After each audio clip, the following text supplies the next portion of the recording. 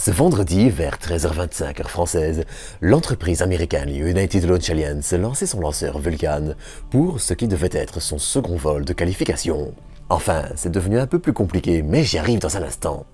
Le lanceur avait en effet déjà volé une première fois le 8 janvier pour un vol qui allait être couronné de succès. Mais ce second vol était encore plus crucial pour United Launch Alliance. Alors qu'il devait au départ remporter la petite navette spatiale autonome cargo et non habitée Dream Chaser de Sierra Space vers l'ISS, cette dernière est néanmoins en retard, obligeant United Launch Alliance à prendre une décision. Lancer Vulcan avec une masse inerte simulant un satellite et quelques petites charges secondaires en testant ainsi de futures technologies pour les évolutions prévues du second étage, afin de terminer de qualifier le lanceur et pouvoir lancer des satellites pour le gouvernement américain qui représente de très juteux contrats.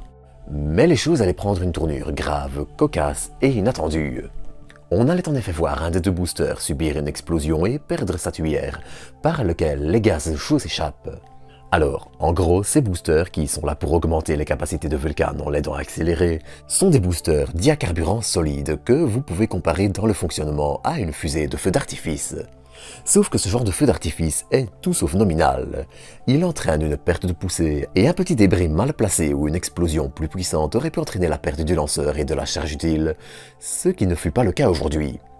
Dans tous les cas, Vulcan n'emportait pas le maximum de charge utile et avait de belles marges, ce qui permet de qualifier le lancement de succès.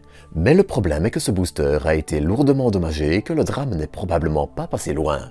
Bon alors, le troisième vol n'est pas non plus imminent et ça devrait laisser le temps de régler le problème, mais nul doute que Vulcan est désormais cloué au sol en attendant de comprendre ce qu'il s'est passé, et que cela risque d'entraîner quelques retards. Mais ça et bien, il faudra encore en reparler le moment venu, donc n'hésitez pas à vous abonner pour ne rien manquer. Allez, sur ce, à bientôt pour de nouvelles doses d'espace.